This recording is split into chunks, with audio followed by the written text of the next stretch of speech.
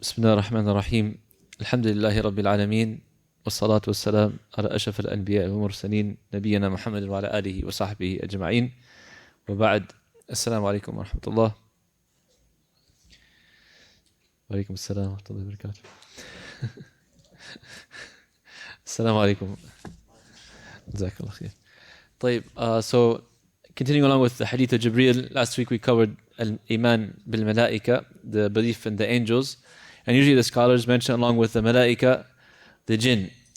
It's also part of the unseen and towards the human beings. إِنَّهُمْ يَرَوْنَكُمْ مِنْ حَيْثُ لَا تَرَوْنَهُمْ, right? That they see you where you're not able to see them, in a sense. The Jinn actually are a bit depending, like in terms of the taklif, they're closer to the insan, right? So with taklif, responsibility, there's three major categories, right? We have the Malaika, they have taklif, but they don't have shahawat, right? So they're responsible for fulfilling their duties to Allah subhanahu wa ta'ala, and they do exactly as they were commanded, but they don't have the desires, and they don't have the ability to disobey Allah subhanahu wa ta'ala. And then there is the haywanat, the animals. They have shahawat, but they don't have taklif, right? They're not responsible. But they eat, they drink, they have, intimate relations with the other sex to reproduce, etc. But they are animals, they don't have taklif. And then there's the insan and the jinn. They have taklif and shahawat, right? They have desires and they have responsibilities. If a human fulfills the responsibilities and controls the desires, he's more like the malaika, right? And if a human, fulfills his desires only, he forgets about taklif responsibilities, he's more like the haywanat, and the jinn as well, right? So the jinn, they have some type of correlation with the humans because we both are responsible to Allah subhanahu wa ta'ala. We both have taklif and we both have shahawat, right? And we both can do good and we both can do evil. So the jinn, the humans and the jinn. Did the jinn die? We're going to talk about that inshallah. But short answer, yes, they die. Just like the malaika too, they die, but they have longer lives in general than the insan, and humans can actually kill jinn, which we will talk about in a second. So the jinn, the word jinn comes from what? Anybody know? The origin of the word jinn, yes. Smoke? No, the linguistic meaning of jinn. If I say janeen, what is janeen? The baby in the womb, right? If I say mi'jan, what is that?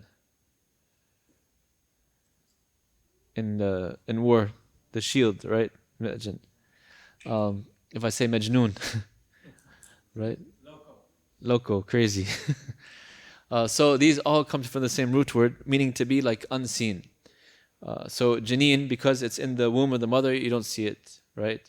Mi'jan, you shield yourself, you cover yourself so you'll be protected and you won't be seen, by the enemy, for example. Majnoon, some say it means like you don't see his aql, ma fi aql, yani ma fi tafkir. There's no, he's lost his mind, it's unseen, it's not there. And some say it could be he's possessed by the jinn, so he's crazy, right? And then the word jinn itself, obviously, it means originally something from the unseen because we do not see them in a sense. And إِنَّهُمْ يَرَاكُمْ وَقَبِيلُهُمْ مِنْ حَيْثُ لَا تَرَوْنَهُم, right? They see you and their tribes, they have many tribes of the jinn, but you cannot, from places that you cannot see them. Their origin is from fire. Like we said last week, the malaika created from what? Nur, light. And the humans are created from teen, clay, right? Dirt. And the jinn are created from fire. وَالْجَانَ خَلَقَنَاهُ مِنْ قَبْرِ مِنْ نَارِ السَّمُومِ. And the jinn were created actually before human beings, as Allah says in the Quran, from the smokeless fire. Smokeless fire, some say the hottest part of the fire, some say the purest part of the fire. That's what they were created from originally. And the Quran, the Sunnah, and ijma of the Ummah is that they are such things as called jinn, the creation of Allah subhanahu wa ta'ala. They exist. Allah has mentioned them in the Quran, the Prophet ﷺ has mentioned them in the Sunnah, and of course they have actually been seen by human beings. Some, even before Islam or the rules of Islam or the explanation of Islam, it's always been reported in societies by philosophers and other religions that there is some type of other spirits, right? Some say that they are like ghosts, they thought that it was like the dead coming back to them. And some say that they call them like evil spirits, like ghul. And some say, like the Muslims, that they are a creation of Allah subhanahu wa ta'ala, just like the angels are creation, the humans are creation, the jinn are creation, right? And there's some who deny the existence of the jinn. Even some Muslims nowadays, they deny the existence of the jinn. And this is, subhanAllah, close to kufr, because Allah has mentioned it in the Quran. So there's no denial of the jinn. And as terms of being ghosts and stuff like that, usually it's the jinn playing games with the people, pretending to be the dead or something else. Like I said, they were created before human beings, and they're created from the fire. There's different types of jinn. So some, the word, for example, what's the word in English that comes from the word jinn? Anybody know? If anybody watched cartoons, or what is it? You watch cartoons, huh? Yes, like Aladdin or Aladdin, a popular movie or cartoon. They call it genie, right? Genie is the one that they come out and they say make a wish, and they ask, So that comes from the jinn too. So even the disbelievers, they have this concept of the jinn, right? They know that it exists. And there's some that they live amongst the people. They call them amir. Those are the ones that haunted houses sometimes. That's like jinn living amongst the people. There's also they say arwah, like spirits that sometimes roam, and sometimes children can see these things. And then there's the shayateen, which are the evil ones of the jinn. And then there's al-ma'arid, which is the one who is like more evil even than the shaytan, like the most evil of the jinn. And then there's ifrit. Ifrit is like the strong jinn. Some say that it can be a bad jinn, some say that it can be a good jinn, but it has strength. The Prophet ﷺ said that there's 3 types of jinns: the ones that are flying in the sky, the ones that come in the form of the snakes and the dogs, the black dog in particular, and there's ones that just moving around in the earth, going from place to place, like the Bedu. Like the Bedouins, they travel from place to place and move from place to place. There's jinn like that too. They're always moving around from city to city, for example, or place to place. And some scholars say that there's the ghawas, which is the ones that go deep into the ocean. And like I said, we mentioned some of the ayat, but there's proofs from the Quran and Sunnah and ijma of the ummah that the jinn exist, and there's no denying that. The ones who deny it, like I said, could be that they're falling into disbelief because they're denying something clear from the Quran and the Sunnah. Allah says, قُلْ أُوحِيَ إِلَيَّ أَنَّهُ اسْتَمِعَ نَفَرٌ مِنَ الْجِنِّ. Right? Allah says that it was revealed to the Prophet Muhammad that the jinn were listening to him. Right? So Allah mentions that. وَأَنَّهُ كَانَ رِجَالٌ مِنَ الْإِنسِ يُعُوذٌ بِرِجَالٍ مِنَ الْجِنِّ فَزَادُهُمْ رَهَقًا. And there are some people from human beings who take refuge in the jinn, and Allah cause the jinn to make them increased in their misery or their transgression or their going astray. There have actually also been, sightings like our Prophet Muhammad ﷺ went to the jinn and talked to the jinn and taught the jinn and gave da'wah to them. He could see them. There's also some that say when you see like those spirits or what we think as ghosts, that could be the jinn as well. Even some scholars say that what's perceived to be like the UFOs, people, there's unexplained something that from the space sometimes, or aliens or these type of things. They said this also could be jinn. Wallahu a'lam. The donkeys and the dogs, they can see the jinn. When you hear the donkey braying or the dog barking, that means it sees the jinn. So you should seek refuge in Allah subhanahu wa ta'ala. The shaytan, he is from the jinn, right? كان من الجن ففسق عن أمر ربي. He was from the jinn, he disobeyed Allah subhanahu wa ta'ala, right? with قلنا للملائكة اسجدوا لآدم فسجدوا إلا إبليس أبى واستكبر وكان من الكافرين. When Allah commanded the angels to make sujood to Adam, the shaitan refused.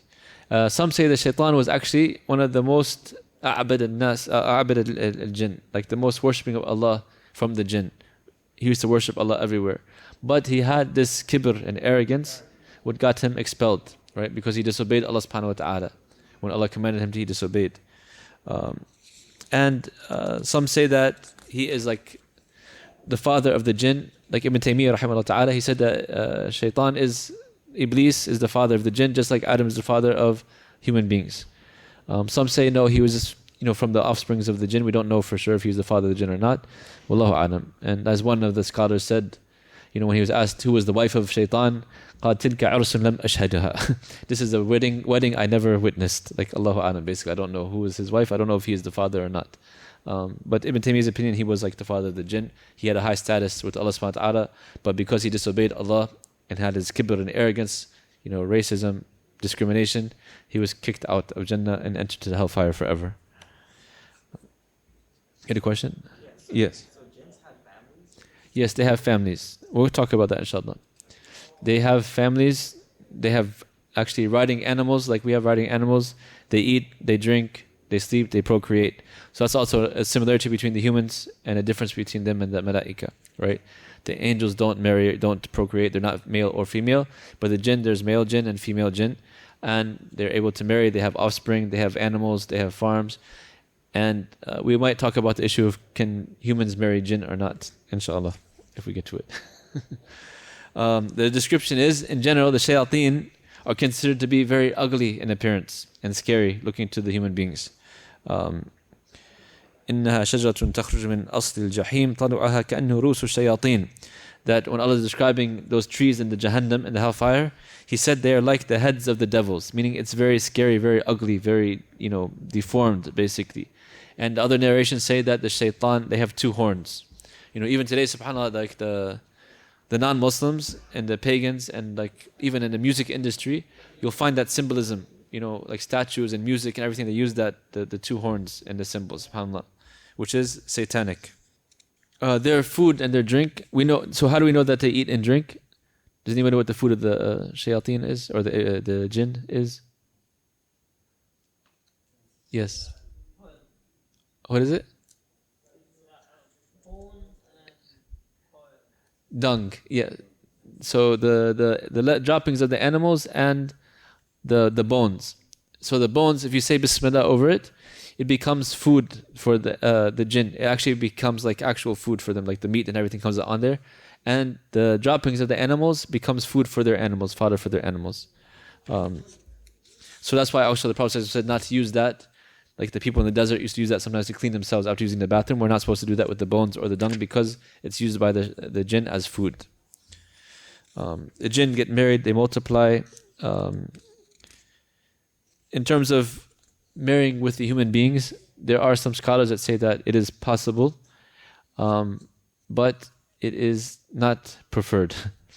Unless, like they say, if you're in an extreme situation, like say for example somebody is a Muslim and he was like imprisoned for life and a jinniya came to him to ask for marriage or something like that, maybe in that situation, okay. But in general they said no. I mean, some scholars say no, it's not possible, but I'm just saying that there are some reputable scholars say that it is possible and it can happen, but it's not preferred because Allah says وَمِنْ آيَاتِ أَنْ خَلَقَ لَكُم مِنْ أَنفُسِكُمْ أَزْوَاجًا لِتَسْكُنُوا إِلَيْهَا وَجَعَلَ بَيْنَكُمْ مَوَدَّةً وَرَحْمَةً. So from the purpose of nikah, marriage, is that Allah created your spouse from yourself to have peace and tranquility, and the jinn are not from us. They're different species, so there cannot be true tranquility or peace, right? So the scholars say that it's best not to do that. If a jinn comes to you, say that, khalas, I want to marry a human being, inshallah. Yes. Yes. Proof that they can get married? Yeah. So in Jannah, the jinn, the good jinn that go into Jannah will be able to have hurul ain, just like the human beings will have hurul ain. And this is one of the ayah that the scholars use to prove that it is possible for the jinn or human to marry the jinn. Wallahu a'lam. In terms of the lifespan, we know, like we said last week, the angels die as well. كُلُّ مِنْ عَلَيْهَا فَانٍ وَيَبْقَى وَجْهُ رَبِّكَ ذُو الْجَلَالِ وَالْإِكْرَامِ. Right? Everything will be finished, die, destroyed, except Allah subhanahu wa ta'ala. So included in that is the jinn and the malaika and the ins. Everybody will pass away. However, the jinn have apparently longer lifespans.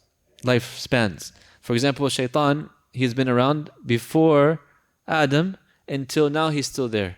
Right? So he has a very long lifespan. And some scholars say other jinn also have very long lifespan. However, they can die. We just don't know when exactly. There's no particular hadith. But there is a hadith that Prophet said to be sure to say Bismillah before you kill a snake in your house, especially the snake, and some say other animals as well. Anytime you want to kill something in the house, say Bismillah. Before you throw out boiling water as well, say Bismillah, because sometimes it could be a jinn and you can kill the jinn inadvertently, right? So they can be killed, and there's some narration that a sahabi, he killed the jinn by accident, and the relative of that jinn killed that sahabi right away. Subhanallah. So there's proof that they can be killed or they die as well. The places that they dwell in general, they don't want to be in the same places as humans. They want to do their own thing. They stay away. There's some mischievous ones that want to be with the humans to cause mischief or trouble, right? Or, interacting with the evil people of the human beings.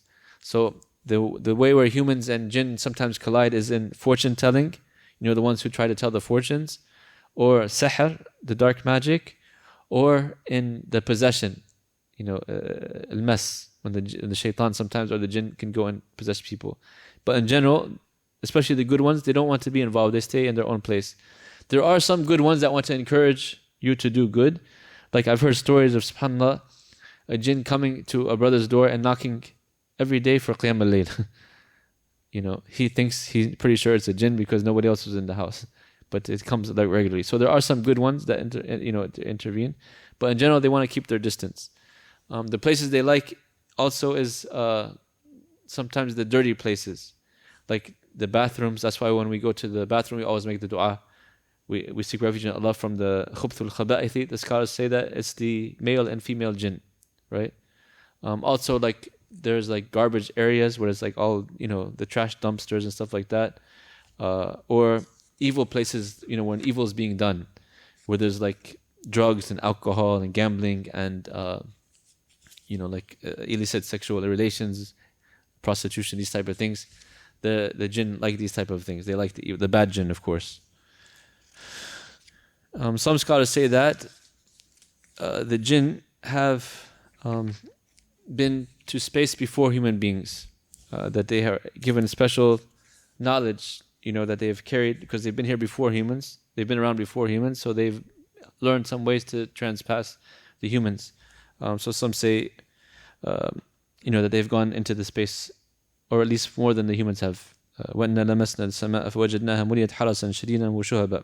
The jinn say that we have gone to the heavens, the skies, but we found it with flames that are trying to strike them. So they try to stay away from that, going too far into space.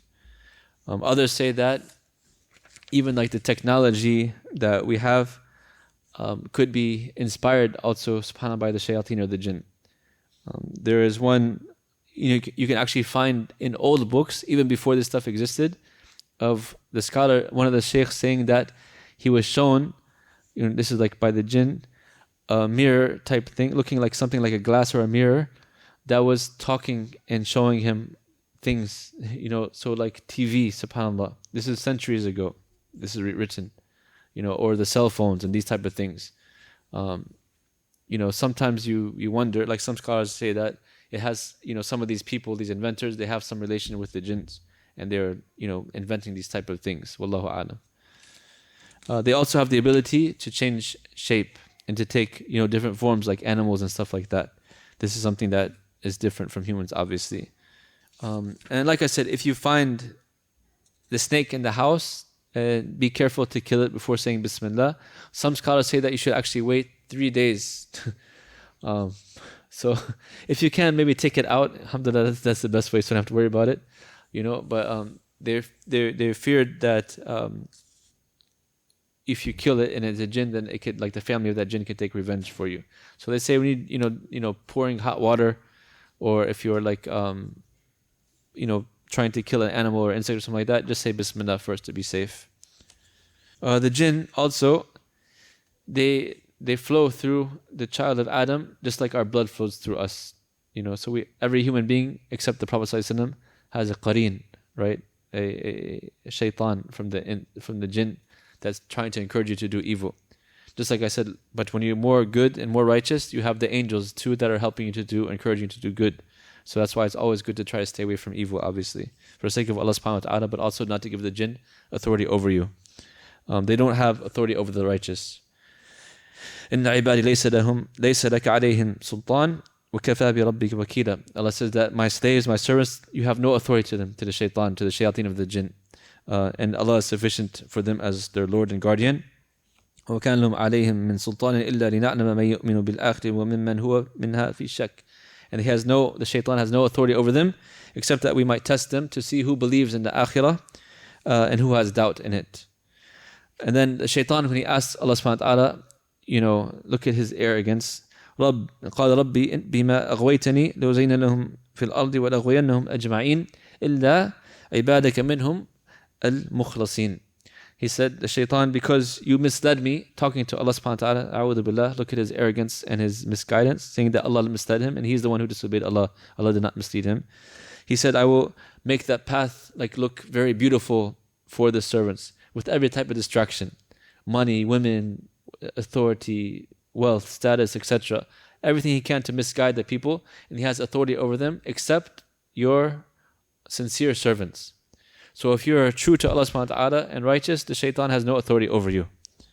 And there's many ayats, subhanAllah, several, maybe 10 of them, saying the same, basically, that if you have taqwa and righteousness, the Shaytaan does not have authority over you. He is only given authority over a person because of their sins. So the more a person falls into sin or disbelief or misguidance, the more authority the Shaytaan has over that person. But if you have ikhlas and iman and taqwa, the Shaytaan cannot harm you. The Shaytaan also, interacting with the humans, he inspires fear. So fear of poverty, fear of, that's why he'll make people do haram to make wealth, because he thinks that they're, going to make them poor if they don't try to get it by haram means. He causes fear, to, actually have people to get abortions because of poverty as well, right? So he inspires murder. In the battlefield, he inspires fear for the Muslims to go out and fight for the cause of Allah, to stand up for justice. So anytime you have these things, you should do the opposite. They don't have ability to perform any type of miracles, but they have special strengths. Like I said, they can fly, they can move very fast, they can take different forms and stuff like that. But they can't do anything way out of the ordinary. Even the way that the fortune telling or the sihr works is that the jinn are doing things for those people, right? So, one of the stories is that one of the shaykhs, actually, he wanted to find out, about the jinn world in a sense, because a person he claimed to be righteous, he claimed to be a shaykh himself, that he could communicate with the dead. So he wanted to go and disprove this person, right? And he went and attended until the jinn trusted him. Then they started talking to him. They would come and talk to him and take different forms and stuff like that. And then, they actually said that they can bring his father to speak to him, right? And he figured out that, it wasn't his father, because they told him, when he comes, don't ask him anything, because he doesn't like to be asked stuff. The people from the dead, they don't like to be asked, right? So he figured out it wasn't his father, because he was saying things that was not the correct 100%, and it was the qareen of the father. He resembled the father, and he knew all the stuff that the father knew, but he didn't know certain details, and that's why they told him, don't ask all these questions, right? So he caught them in the act. But they can, appear and take the form of different people. And even the Dajjal, when he comes, which we will talk about when we talk about the signs of the Day of Judgment, he will make, to try to misguide the people, he will their parents come back and tell them, you should follow this person and stuff like that. And it's a lie, right? However, they cannot take the form of the prophets in the dreams, right? If the Prophet appears to you, the Prophet Muhammad appears to you in the dream, it was not the Shaytaan. The Shaytaan cannot appear as the Prophet in the dream. Also, of course, it cannot transgress whatever Allah subhanahu wa ta'ala's boundaries has been placed, in the heavens, all right? Also, they cannot open locked doors. So if you say Bismillah when you lock your door, they cannot come into your house, right? If you don't say Bismillah when you enter, the Shaytaan comes with you. And if you don't say Bismillah when you eat and you drink, the Shaytaan will eat and drink with you, right? So it's very important to always remember Allah subhanahu wa ta'ala upon entering and leaving the house. What is the purpose of the jinn? What were they created for? What's the proof? The ayah, وَمَا خَلَقْتُ الْجِنَّ وَالْإِنسَ إِلَّا لِيَعْبُدُونَ. So the same purpose we have, they have, to worship Allah subhanahu wa ta'ala. That's what they were created. And they are held accountable according to their own nature.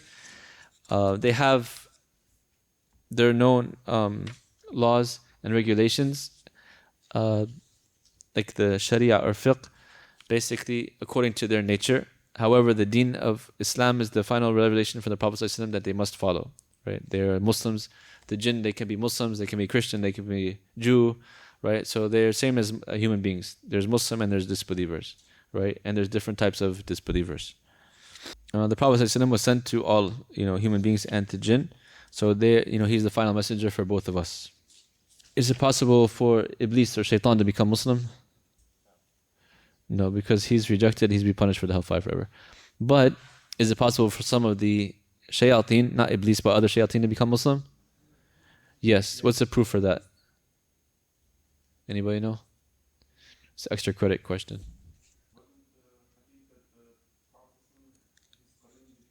Yes, that's the proof, mashallah. Jazakallah khair. So the Prophet ﷺ's Qareen became Muslim. So it shows that they can become Muslim. Is it possible for the other Shayateen, not Iblis, but other Shayateen to become Muslim? And he said, yes. One of the proofs is that the Prophet Muhammad ﷺ, his Qareen, became Muslim. Right? So it is possible for that.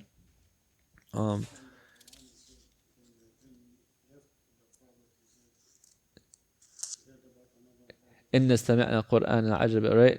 They heard a beautiful Qur'an, the jinn, and they went to the other jinn to give da'wah. So it means that they can accept the da'wah and become Muslims as well. MashaAllah.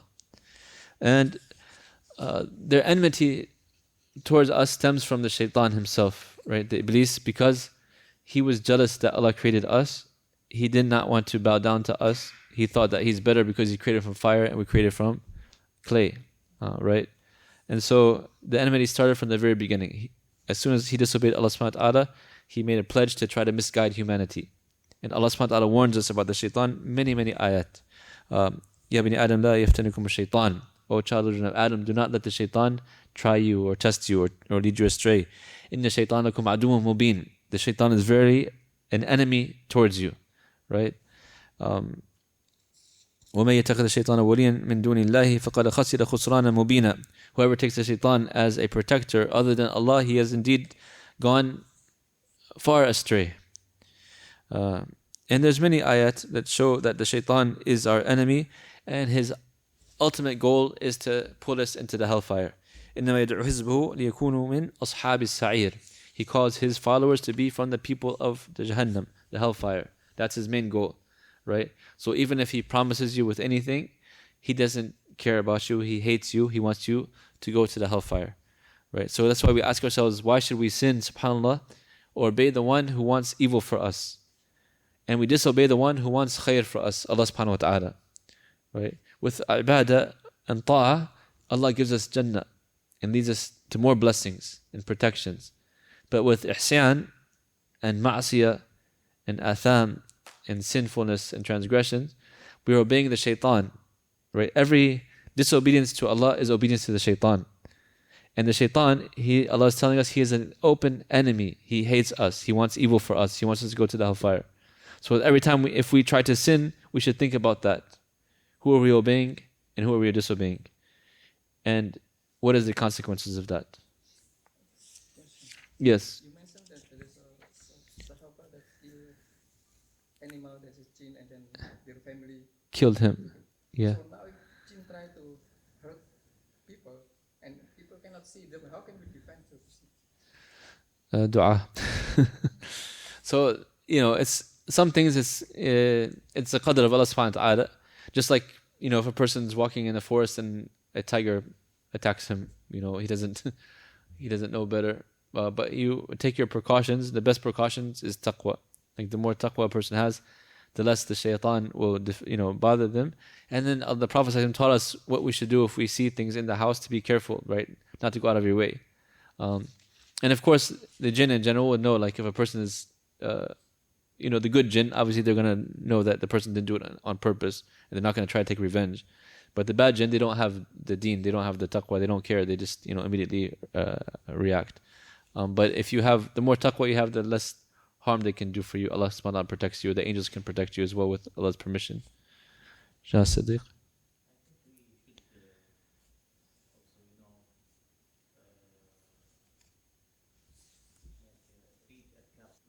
That's true. Like the adhkar is very important. The morning remembrance and the evening remembrance before you go to sleep, when you go out of the house. The more you have the adhkar, you can think of it as more of a shield for you and a protection for you. طيب.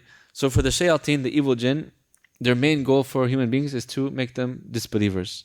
Kufr, nifaq, yani shirk, right? That's their main goal. If they can't do that, they start to do you with the bid'ah, innovations, right? If they can't do that, they try to get the people to do the kaba'ir, the major sins. If they can't do that, they try to get them to lessen in obedience to Allah subhanahu wa ta'ala. So, oh, you don't need to pray now, you can pray later, delaying the salat little by little. If they can't do that, then they try to make you do the less good of two things.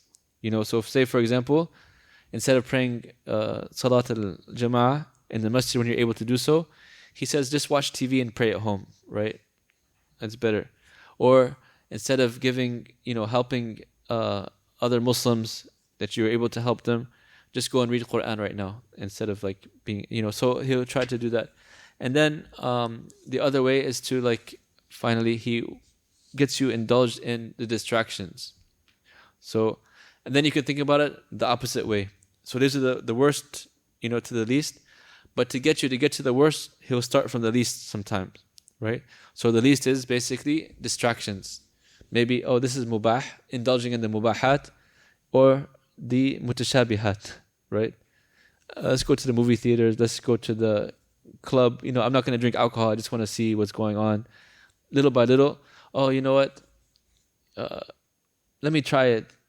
He tries a'udhu billah, drugs or alcohol.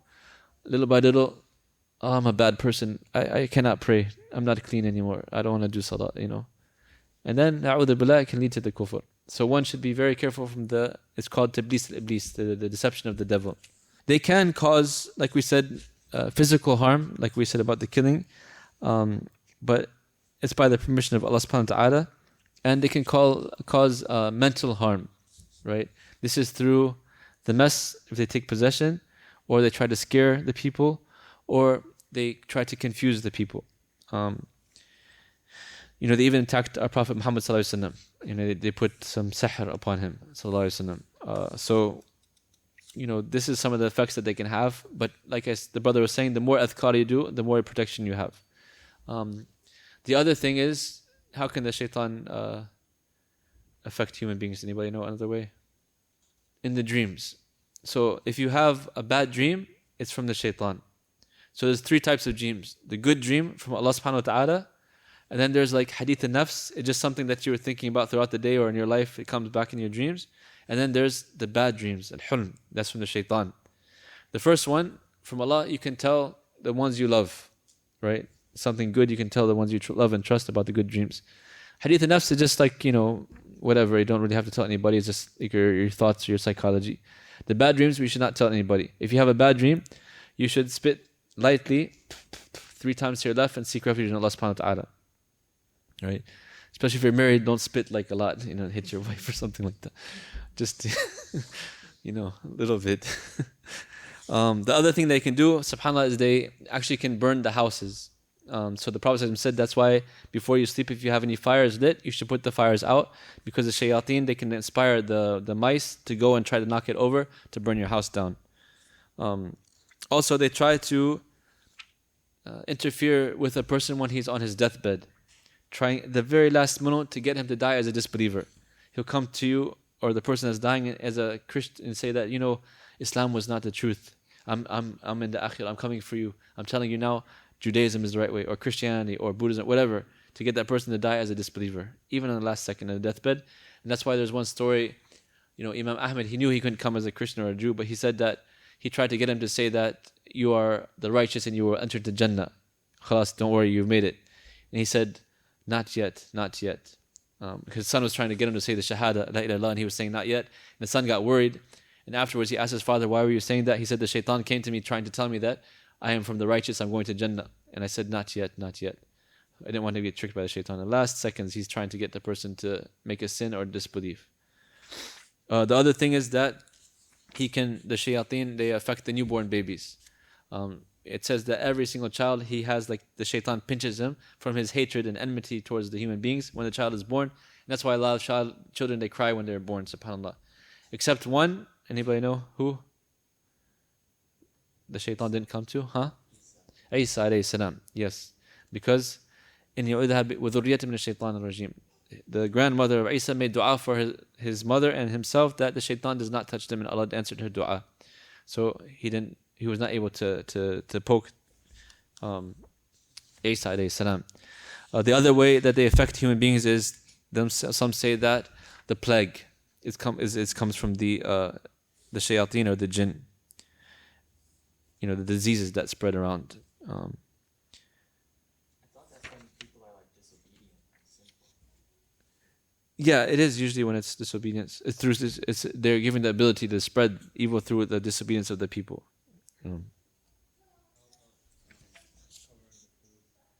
Yeah, the other thing is, which I was about to talk about, the other thing that they have influences, if a person does not say Bismillah, when they're eating or drinking, the shaitan will have a share of their food with them, right? Also, that's why we're supposed to cover our food at night or cover our water at night, so the shayateen don't have any influence upon that as well. Also, we're taught to eat with our right hands. فإن الشياطين يأكلوا ويشربوا بالشمال, right? The devils eat and drink with the left. The other way is that they can take possession of some people. Some people, through the dark magic, through people working with sihr and stuff like that, and the jinn, they can go and enter into some people, especially the people that are weak in their iman, right? Or indulging in too much sin. And then we said every person has a qareen. And like we said, the shayateen, they are the most betraying of creation, right? They don't want khair for us, they don't want good for us, and they are the most betrayed. Like when they, for example, they would come out, the shaitan would come out encouraging the mushrikeen to fight the Muslims, and then when he sees the Muslims and stuff, he said, Inni akhaf Allah, and he runs away, right? So it shows he came actually in the form of one of the mushrikeen, leaders of the mushrikeen, to encourage the others to go out and fight against the Muslims, and then he saw the Muslims and he ran away. He saw the angels, he ran away. And this is how he is. Even on the Yawm al-Qiyamah, he'll say that I didn't force them to do anything, I just told them and they listened. So anytime a person falls into sin, he has himself to blame. You say that jinn can form like a human being. It can come in the form of, some say, a human being, yeah. Is there any specific Or animals, yeah. characteristic that we say, oh, this is not real human being? Well, there's Shayateen al-Ins and Shayateen al-Jinn. So there are actually human beings who are Shayateen. They are humans, but they're so evil, they're considered Shayateen. No, I mean it's a real jinn that is. The jinn come inside the human being, you mean? Like take possession? They show up as a human being. Is there any characteristic that you say, oh, this is not human? Or something? It's difficult to know for sure, yeah. Yeah, Allahu Alam. Just like the angel, we don't know for sure. Like if it's an angel, if an angel comes in the form of a human being, we won't know for sure. Like a human can make jinn, right? That means somehow human can See the jinn, yeah. of human, right? So If I mean, then the person that marries a jinn will know that she's a jinn or she's a jinn. But other than that, I don't. cannot think of it. Yeah, I mean, and then also scholars say that it's not for us to think too much about it because it's a different world. Like even when I was studying in Medina, some of my friends, they were studying with a sheikh of learning about how to take the jinn away to heal and stuff like that. And he asked me if I wanted to do it, and I was like, I want to focus on fiqh and usul al-fiqh and sharia. You can take because they said, subhanAllah, when you get into that, especially like when you're first starting, they will come to you to try to bother you, disturb you and stuff, and give you hardship. So I just I said, lakum dinakum waliya din. Like I want to leave me alone. I don't bother you, don't bother me. I think make my dua and adhkar. But I know I learned certain things just to protect myself, and if it happens to somebody, how to read upon them, inshallah, to try to help them to get cured. But in general, it's a whole another item, like world that in general we don't have to mess with. Just like they say, stay in your lane. Some of the means, inshallah, we try to hurry up and finish that they use to misguide human beings.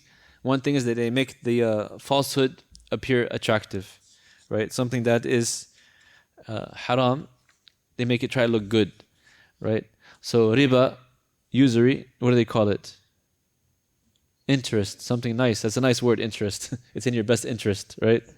But it's evil. You're making money off of people suffering, right? Haram.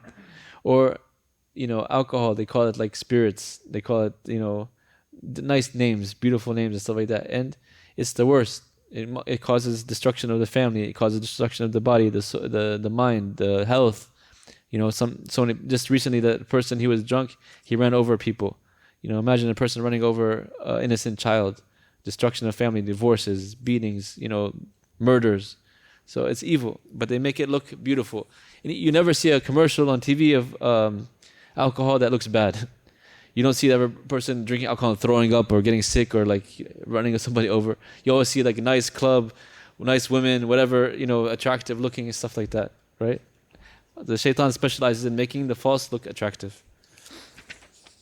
Also, exaggeration and negligence, al-ifrat wa tafrit. So the shaitan sometimes negligence, leaving those obligatory acts or sunnah and stuff like that, that's one extreme. Or going too much in the other way. Too much of like a person doesn't fast every single day. He prays every single night. He doesn't worry. He doesn't, So the shaitan uses extremes in both directions to try to misguide people. Laziness, procrastination. When a person is trying to do ibadah, the shaitan comes to him, oh, you have time, wait. The more you procrastinate, the less likely you are to do the ibadah. So when you have an inclination to do something good, try to do it right away. He appears he appears like a sincere advisor to humans, but he's a liar, right? And he gives person false promises and false hopes to try to misguide them. The shaitan is very, he studied human psychology from the first human being until now. So he knows all the tricks in the books how to misguide people, right? So we have to be very careful when dealing with the shaitan. Like I said before, another way is that he gradually misleads people, starting with something small to try to get to the bigger things. He causes people to forget what's in their best interest, forgetting the khair to do something. وَمَا أَنْسَانِي إِلَّا شَيْطَانٌ أَذْكُرَ. Right? It caused the shaitan made me to forget. He makes the believers afraid of the shayateen. So he, إِنَّمَا ذَلِكُمُ الشَّيْطَانُ يُخَوِّفُ أَوْلِيَاءَهُ. The ones who get into sin and disobedience, right? Allah puts fear in their hearts, right? As for the believers, لا خوف عليهم ولا هم يحزنون. We don't have fear or we don't have grief, right? Because we're protected by Allah subhanahu wa ta'ala. The entering into the heart with something that you desire, right?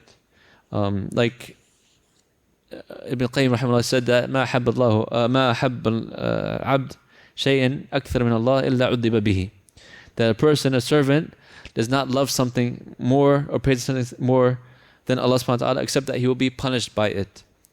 So when people, like they have the story, Majnun Layla, the one who went crazy over falling in love with that woman and he couldn't have her, right? Or some people, they fall so much in like temptation with money that they sacrifice everything for the money, and subhanAllah, they get punished by that same money. Either they lose it all or they don't enjoy the benefit of it.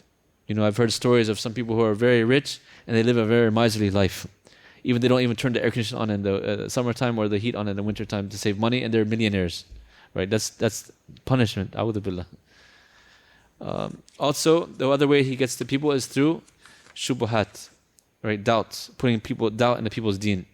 Is Islam the true religion? Is there Allah? Is there Jannah? Is there Nar? Stuff like that. Get the person to be doubtful. So a Muslim has yaqeen. That kitabul la rayba fi, right? There's no doubt in it. Also, alcohol, gambling, and the azlam or ansab. So alcohol we already spoke about. Gambling is just as bad as alcohol too. It's an addiction, and people lose their livelihood. They lose their families from gambling, right? It's like a drug.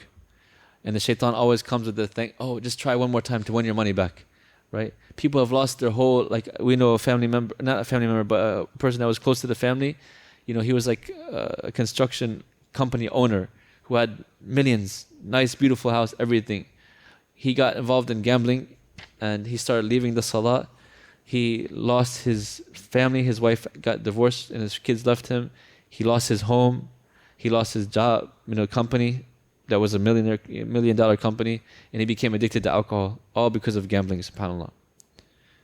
And that's how the shaitan works. The ansab, believing in superstitions or omens or bad omens, these things also the shaitan uses against the human beings. Sihr, witchcraft, sorcery, dark magic, these are all from the shayateen as well, that they can influence the people. The real sihr, the real magic, is done by kufr, right? So there's two types. There's one that's like tricks, that you can play tricks with your kids, showing them like the cards or playing with your hands or the, stuff like that. That's not sihr. Some scholars say we should even avoid that just to be safe, but it's not sihr, like the dark one that we're talking about here. The other one where there's real, things going on, this is only done by the person committing kufr, right? They have to either, disrespect the Quran, or they sacrifice, a child, or they sacrifice something for the sake other than Allah subhanahu wa ta'ala, or they do some type of, evil, very disgusting things to get them power from the jinn. The jinn make them do this before they can give them certain powers and certain capabilities to perform the magic acts. The other way is through the desires or the person's weakness. So everybody has certain weaknesses.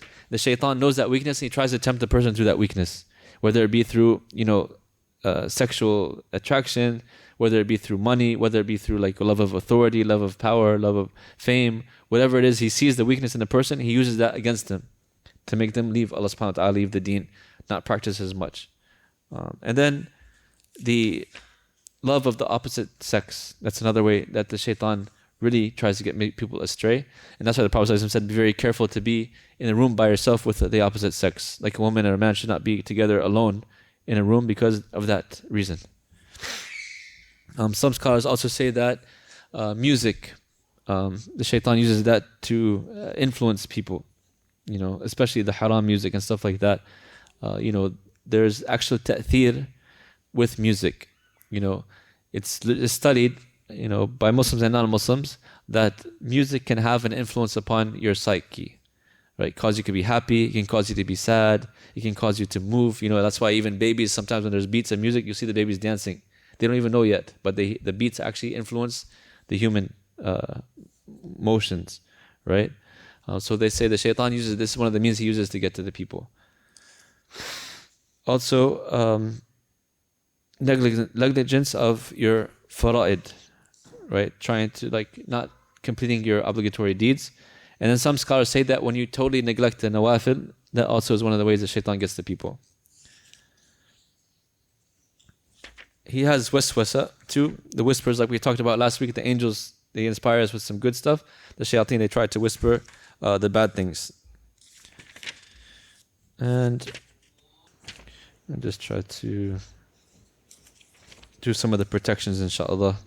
So to protect ourselves from the shaitan, the scholars, they say that, being watchful and cautious. So you can think that your heart is like the treasure, right? And you have to have, there's pathways to the heart, whether it be through the ears, to the eyes, to the tongue, right? And you have to have guards upon these pathways to protect the treasure, to protect the fortress from the shayateen. So be very, vigilant not to let the shaitan enter into the heart. We do that by looking at the halal and staying away from the haram. Listening to the halal, not listening to the haram. Talking with the goodness and righteousness, not talking about haram. Right? These are ways to protect the heart and the pathway. Adhering to the Quran and Sunnah. The more one practices the Quran and the Sunnah, the stronger he is against the shayateen and the less authority they have over him. Like we said earlier, the shaitan has no authority over the mukhlasin or ibadullah us-Saliheen. Seeking refuge in Allah from the shaitan is one of the ways, of course, to protect yourselves. One of the scholars, he asked his student, if the shaitan comes to order you, to get you astray, what are you going to do? He said, I will fight him. And he said, what if he comes again? He said, I will fight him. He said, what if he comes again? He said, I will fight him. He said, okay, if a shepherd has a dog, like the guard dog, and every time you pass, the dog is barking to you, what would you do? I would tell the dog I will try to stop the dog, or whatever. He does it again, same thing. He said, you're going to just tire yourself out. Why don't you just go to the shepherd and ask him to control the dog? Likewise, what he's trying to say is go to Allah subhanahu wa ta'ala and ask him to protect you from the shaitan. That's easier way to make dua to Allah to protect you from the shaitan. And that's the sunnah of the Prophet ﷺ and the Saliheen from before. Like we talked about Maryam's mother, how she made dua for Allah to protect her and her offspring from the cursed shaitan. Some particular places is when you enter into the restroom to seek refuge in Allah from the shaitan, right? Also, when you're in a state of anger. You know, the Prophet ﷺ said to seek refuge in Allah if the shaitan comes to you to cause you to be angry. Because he wants us to say something or do something in anger that we will regret. So as soon as you start feeling yourself getting angry, say, A'udhu billahi minash shaitanir rajim. Go make wudu, go pray 2 rak'ahs. Another time is when you're having sexual relations with your spouse. The Prophet ﷺ taught us to seek refuge in Allah from the shaitan and to seek refuge for our offspring. If we are decreed an offspring, Allah will protect you and your offspring, inshallah, from the shaitan. Also, when you're going on a journey, if you're entering into a new town, like the brother said, I seek refuge in Allah's perfect words from that the evil which He has created, right? Or if you're going into a valley, like uninhabited valley, always make this seeking refuge in Allah from the shaitan. When you hear the dog barking or the donkey braying, we said also to seek refuge in Allah from the shaitan. And when you start reciting the Quran, right? Because the shaitan wants to come anytime you're trying to do good. Like when we start salah, when we recite Quran, we always do A'udhu billahi minash shaitanir rajim, right? To keep him away from us when we're trying to do the righteousness. Also, seek refuge in Allah for our children and our offspring. It's one of the du'as the Prophet ﷺ said to make. And we can also have the last, 3 surahs for protection and Ayatul Kursi as well.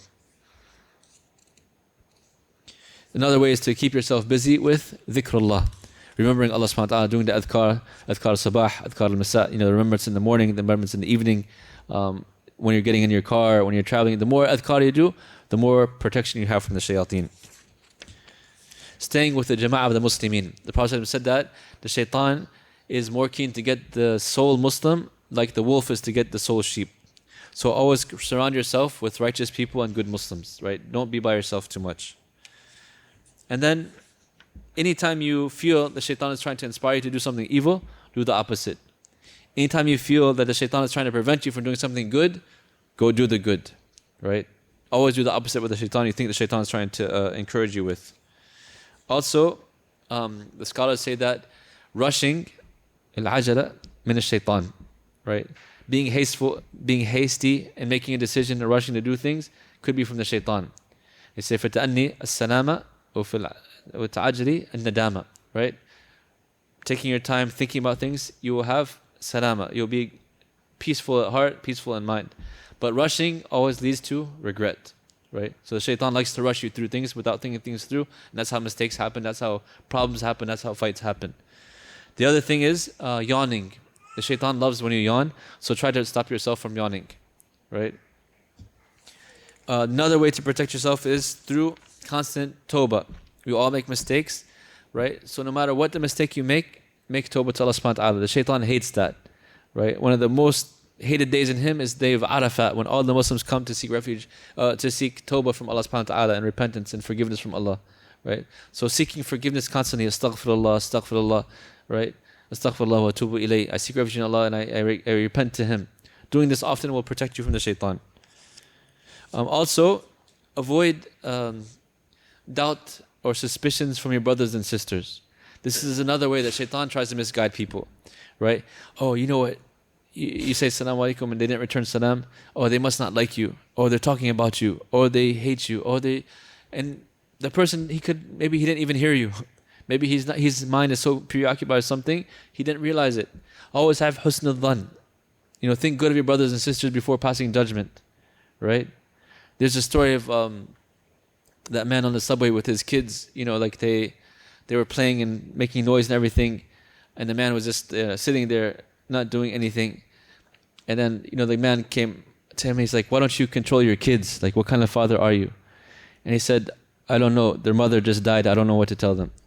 You never know what somebody's situation is, subhanAllah. They could be going through something. Have husn al-dhan, ask questions. If you have some doubts, try to make, go and talk to the person. Don't leave the room for the shaitan to cause enmity, because that's what he likes to do between people. I think, inshallah, we'll there's the case of possession. If a person gets messed and stuff like that, that's a whole other topic. But I think you have a general understanding of who the jinn are and what you should do. Just think of it as like a battlefield, basically, right? Have you heard, of Sun Tzu? Everybody, most people have heard of him. Sun Tzu.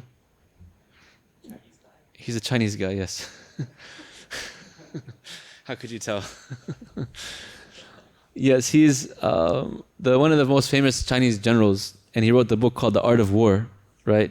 And from The Art of War, he says one of the major principles is know your enemy and know yourself, and you will not be defeated even in 100 battles. And then I add, inshallah, right?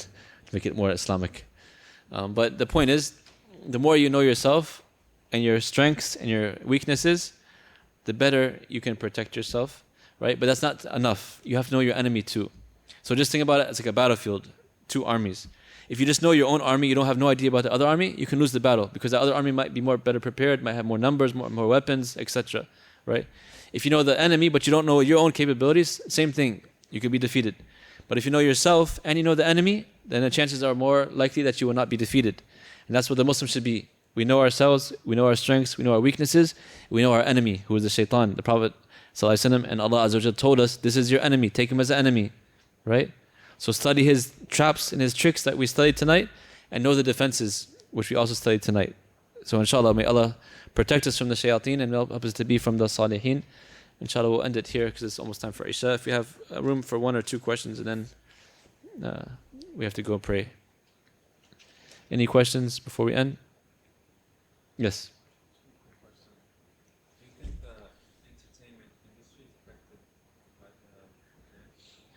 Is the entertainment industry affected by the jinn? I think so. Allahu A'lam, but even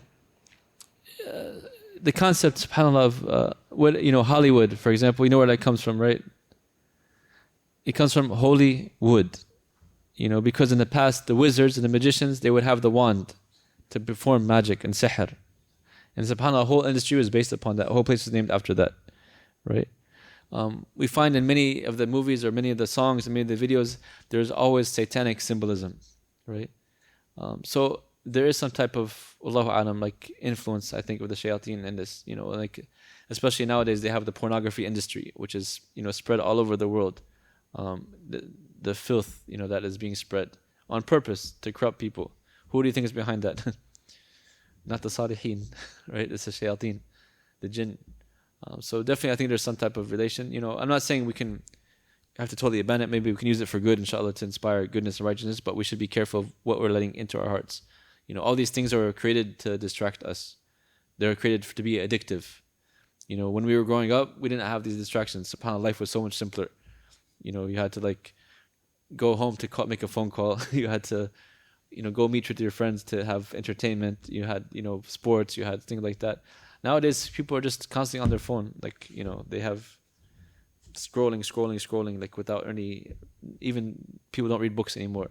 People don't even get together. Even when people get together now, they're sitting one another at a dinner table and they're looking at their phone. SubhanAllah. In the same house, they send text message to each other. It's too much to go and walk and call somebody. They just text each other, SubhanAllah. So we have to be careful. Yes.